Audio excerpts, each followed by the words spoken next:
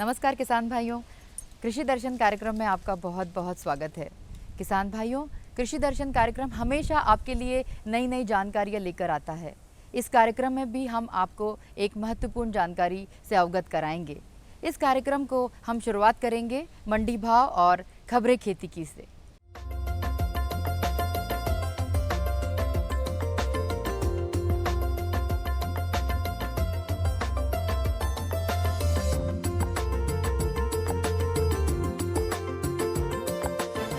नमस्कार किसान भाइयों, खबरें खेती में आपका स्वागत है। आइए एक नज़र डालते हैं कृषि की खास खबरों पर।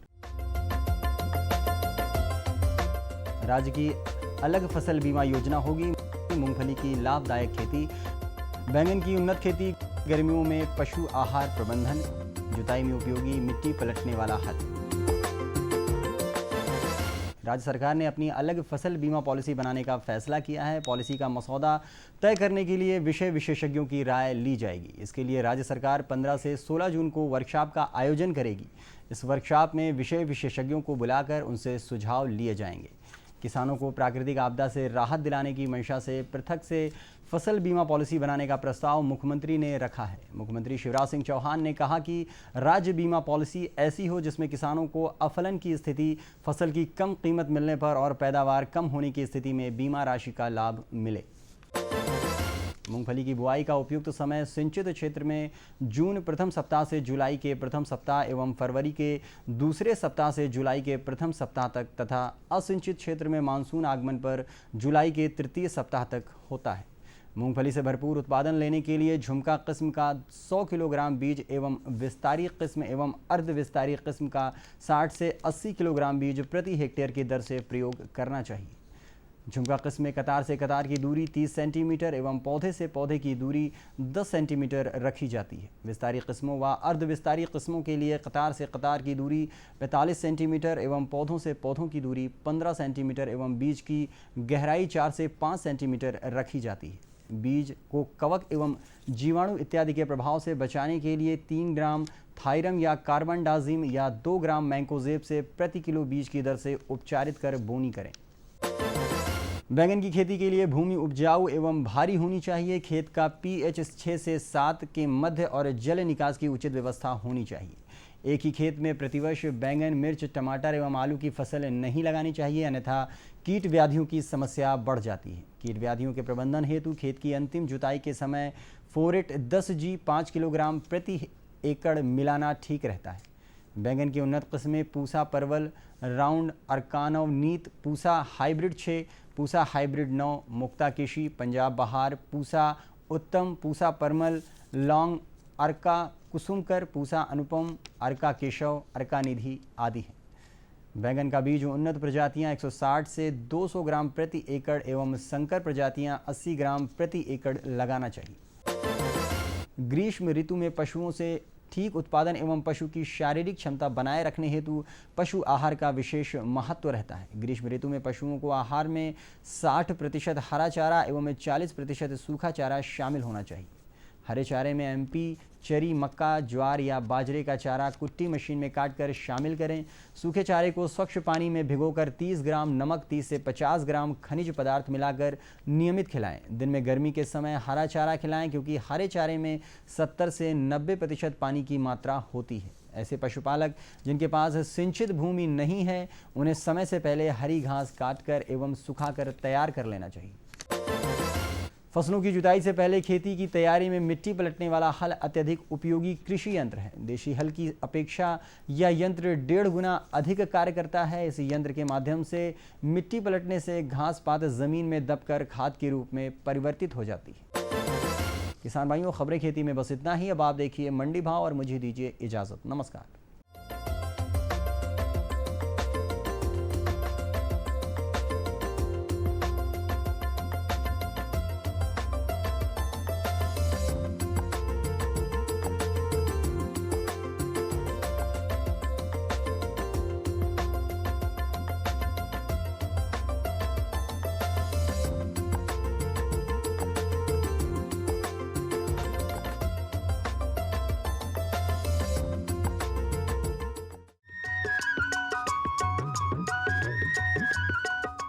ये लो, और बताओ बस। अरे ये क्या भैया जी, बस इतनी सी रासायनिक खाद? किसानी छोड़ रहे हो क्या? किसानी नहीं, नादानी छोड़ रहे हैं। मिट्टी की जांच कराई है।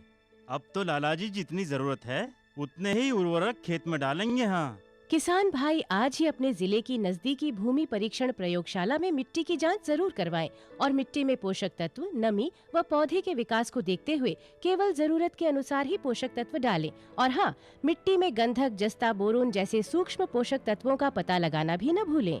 उर्वरक और जैविक खाद के सही उपयोग से भूमि का उपजाऊपन बनाए रखें, उत्पादकता बढ़ाएं, खर्चा घटाएं और बहुमूल्य विदेशी मुद्रा बचाने में भी सहयोग दें। और हाँ, धीमी गति से नाइट्रोजन उपलब्ध कराने वाले उर्वरकों जैसे नीम लेपित यूरिया को प्राथमिकता दें और यूरिया का पत्तों पर छिड़काव करें। अरे वाह, तू तो सचमुच समझदार हो गया रे। अधिक जानकारी के लिए संपर्क करें जिला कृषि अधिकारी या किसान कॉल सेंटर।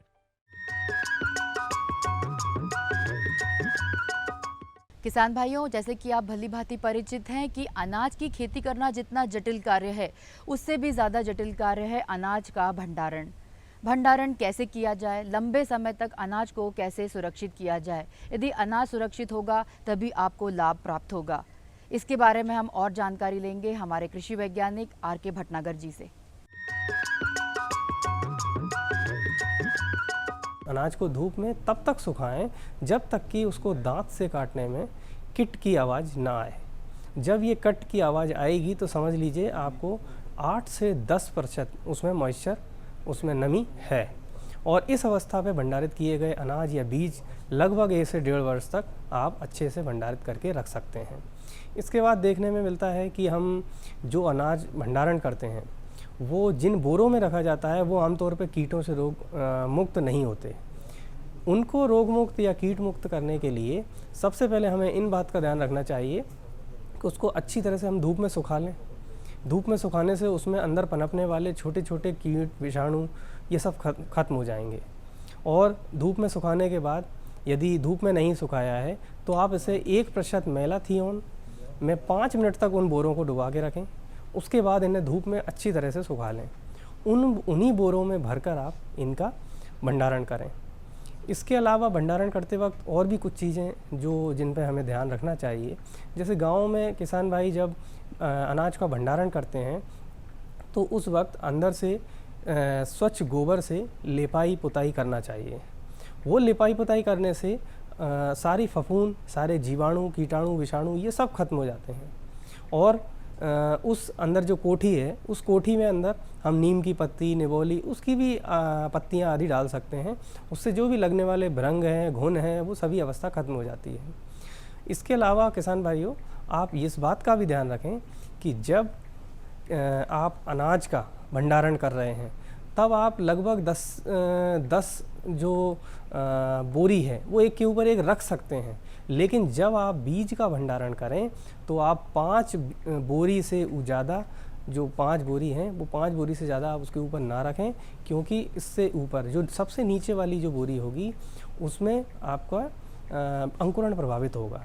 और वो अंकुरण प्रभावित होने से आपका जब आगामी वर्ष में जब आप उस पर बोनी करेंगे तो आप उसमें अंकुरण क्षमता 10 से 20% की हानि हो चुकी होगी, जो कि आपके लिए काफ़ी नुकसानदायक हो सकता है। इसी तरह आप ये भी ध्यान रखें कि जब आप वह बोरी उसकी लाइन लगाएं, उसकी जिस जगह पे गोदाम में रखें उस जगह आसपास की दीवारों पर जब चूने का आप पुताई करते हैं तो उसमें या तो आप फिटकरी मिला लें, 1.5 से 2 किलो फिटकरी 100 लीटर में पिसी हुई फिटकरी, और या आप उसमें 1.5 से 2 किलो कॉपर सल्फेट, जो कि इसको भी आप मिला सकते हैं। और इसको मिलाने से आपको जो लगने वाली आसपास फफूंद है वो रुक जाएगी। तो इस तरह से आप अपने अनाज को सुरक्षित कर सकते हैं। इसके अलावा किसान भाइयों, आप इस बात का भी ध्यान रखें, जब आप ये बोरी लगाए हैं, इस तरह का अनाज भंडारण करें या बीज भंडारण करें, तो ऊपर से 20% जगह खाली छोड़ना चाहिए, जिससे उस एकत्रित किए जाने वाले अनाज या बीज के आसपास हवा का प्रसार हो सके, हवा आगाम सुचारू रूप से आ जा सके। और जब बोरी लगाएं उस तरह की लगाने पर आपस में 2 फुट, 1.5 से 2 फुट की दूरी आपस में छोड़ कर रखें, क्योंकि इस तरह यदि नहीं छोड़ेंगे तो हम जब बीच बीच में उसका जब निरीक्षण करने जाते हैं तो हमें अंदर तक ये दिखाई नहीं देगा कि कहीं उसमें घुन तो नहीं लगे, कोई कीड़े मकोड़े तो नहीं है। तो इन बातों का आप अवश्य ध्यान रखें। इसके अलावा किसान भाइयों, ये देखने में आता है कि आमतौर पर हम जहाँ गोदामों में जहाँ रखते हैं, जिन जगहों पर एकत्रित करते हैं अनाज या बीज, उस जगह देखने में मिलता है कि चूहों की बहुत समस्या है। चूहे अनाज आपका नष्ट कर जाते हैं। तो उन चूहों की समस्या से निदान पाने के लिए आप ये ध्यान रखें कि जहाँ भी आपको इस तरह के बिल दिखाई दें, वहाँ आप पतले कांच के टुकड़े या चीनी मिट्टी के बर्तन, उसके टुकड़े, बारीक टुकड़े, वो अंदर उसमें भर दें और ऊपर से सीमेंट लगा दें। तो उस तरह से आप देखेंगे कि चूहों की समस्या का से निदान हो जाएगा। और इस बात का भी ध्यान रखें कि जहाँ भी आपको खेतों में यदि इस तरह का कुछ चूहे की समस्या से आपको निदान पाना है, तो वहाँ आप जिंक फास्फाइड, उससे आटे से मिलाई हुई गोलियाँ आप आसपास रख दें। और उसको मिलाने से पहले आप सिंपल लाई उपचार उसका ज़रूर करें। लाई डालकर पहले चूहों को आकर्षित करें, उसके बाद जिंक फास्फाइड डालें और उनसे आप चूहों को देखेंगे कि नियंत्रित हो जाएंगे। इस तरह से किसान भाइयों, आप जब अनाज या बीज एकत्रित या भंडारण करेंगे तो आप देखेंगे कि आप अपने होने वाले नुकसान को काफ़ी मात्रा में आप कम कर सकते हैं।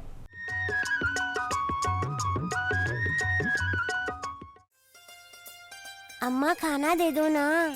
सबर कर गोलू, अभी दाल नहीं गली है। तू फिक्र ना कर गोलू की अम्मा, अब की बार अपनी दाल खूब गलेगी। क्या मतलब जी?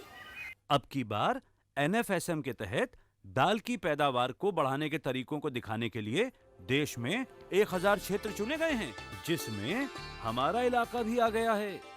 पर इससे हमें क्या फायदा? हमें 5 एकड़ खेती के लिए खाद और कीटनाशक के अलावा बढ़िया बीजों की एक मिनी किट भी मिलेगी। इतनी दाल का करेंगे क्या जी? अरे भगवान, सरकार ने दलहन का समर्थन मूल्य भी खूब बढ़ा दिया है और इनकी खरीद का भी पूरा इंतजाम कर लिया है। इससे आमदनी बढ़ेगी और फिर हमारा गोलू अच्छे स्कूल में जाकर के कृषि वैज्ञानिक बनेगा। हाँ,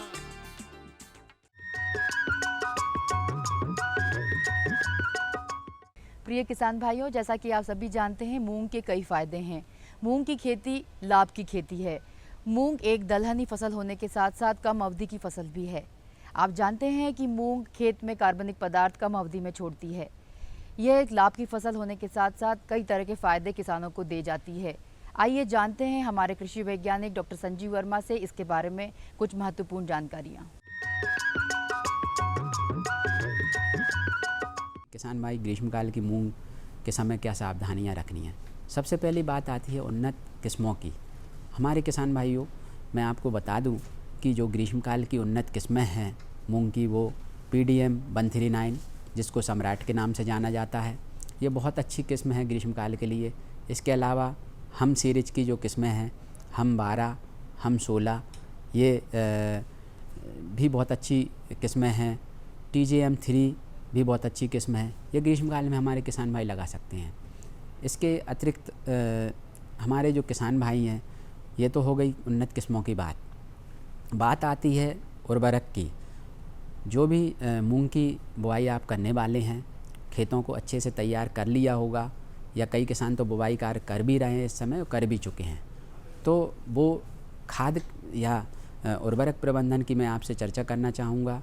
NPK की जो मात्रा है 20-60-20, अर्थात नाइट्रोजन 20 किलोग्राम, 60 किलोग्राम स्फुर बहुत ज़्यादा मात्रा में दलहनी फसलों में लगता है, और पोटैश 20 से 30 किलोग्राम पोटैश की मात्रा।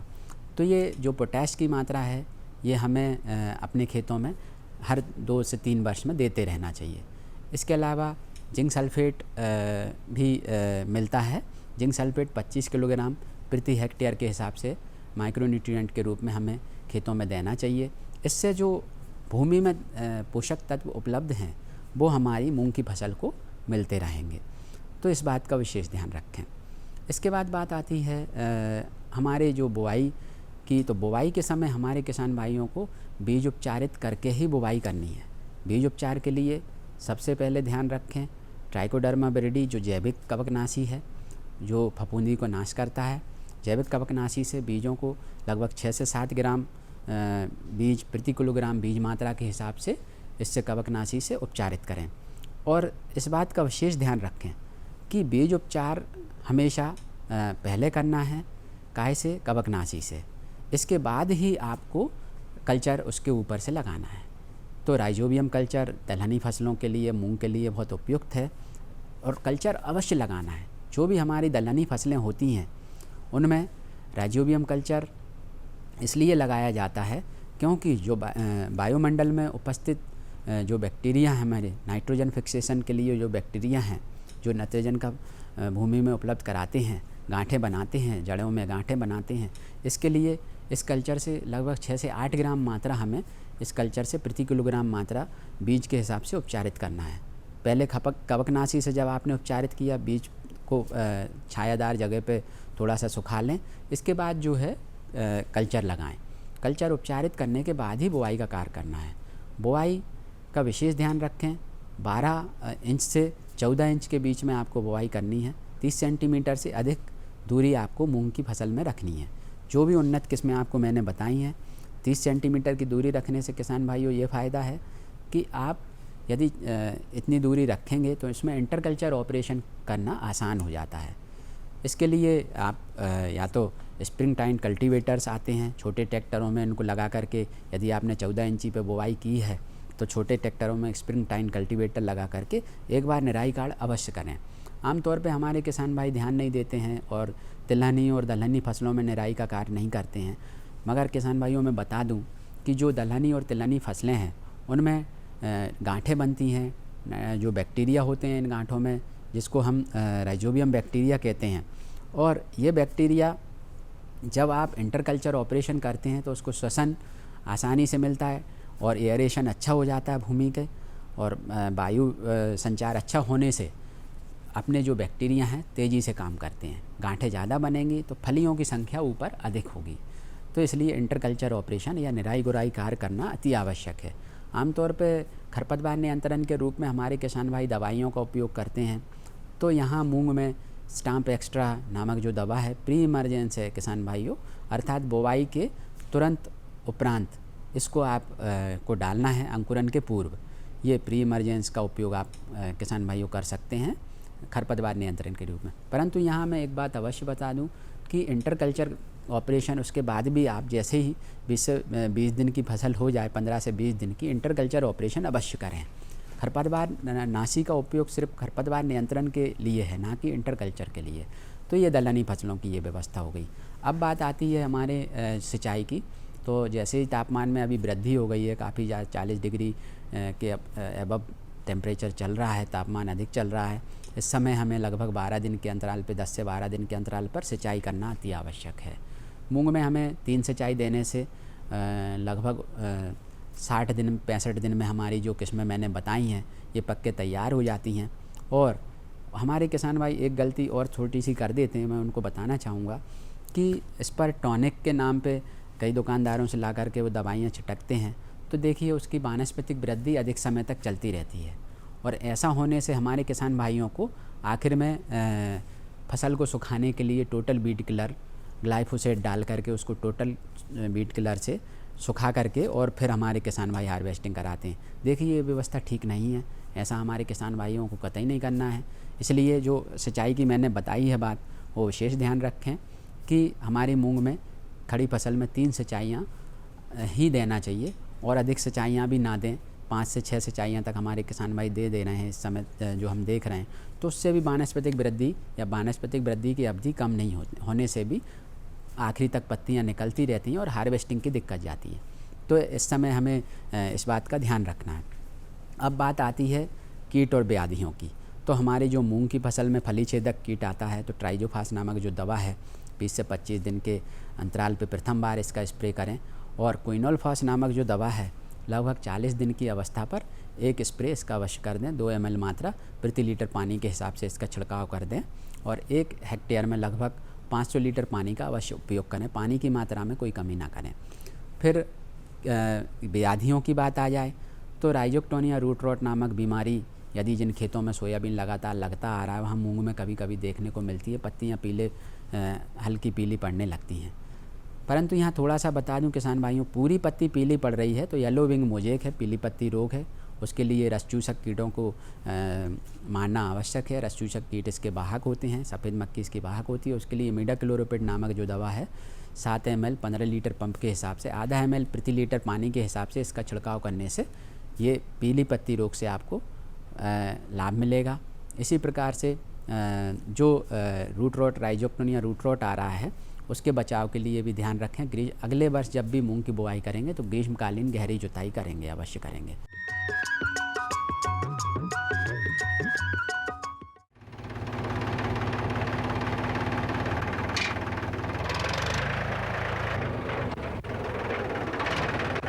अरे हरकू वाह, बीज, कीटनाशक और आज खाद भी। अरे इतना खर्चा कहाँ से? अरे खर्च की चिंता किसे है, मेरे पास है ये किसान क्रेडिट कार्ड। कार्ड? अरे बैंकों द्वारा जारी इस कार्ड से किसान उसकी सीमा तक की रकम कभी भी बैंक से निकलवा सकता है और खेती बाड़ी की सामग्री कभी भी खरीद सकता है। कर्ज के झंझट से भी छुटकारा और तो और बिजली के बिलों का भुगतान, डीजल इससे खरीदना और आसान हो गया है। तो हर को भैया एक कार्ड मेरे लिए भी। किसान क्रेडिट कार्ड के लिए नजदीकी बैंक से संपर्क करें और पाएं ढेर सारे लाभ। क्या करूं? हाँ मैं ऐसे ही करूंगा। हाँ अच्छा मैं जा रहा हूँ। अच्छा जी जी जी हाँ ठीक है। जी जी जी। किससे बात कर रहे थे इतना हंस कर? किसान कॉल सेंटर, विशेषज्ञ से खेती के बारे में सलाह ले रहा था। सुबह भी रात को भी? किसान कॉल सेंटर सुबह 6 बजे से रात को 10 बजे तक खुलता है। रविवार को भी? हाँ भाई, साल के 365 दिन खुलता है। और इतना फोन का बिल कौन भरेगा? अरे किसान कॉल सेंटर की सेवा मुफ्त है। पर तुम ये सब क्यों पूछ रही हो? मैं तो कुछ और ही समझी थी। किसान भाई कृषि संबंधी समस्याओं का अपनी भाषा में तुरंत समाधान पाने के लिए पूरे भारत में किसी भी फोन से राष्ट्रीय हेल्पलाइन नंबर 1800-1801-551 पर संपर्क करें। किसानों का दोस्त किसान कॉल सेंटर।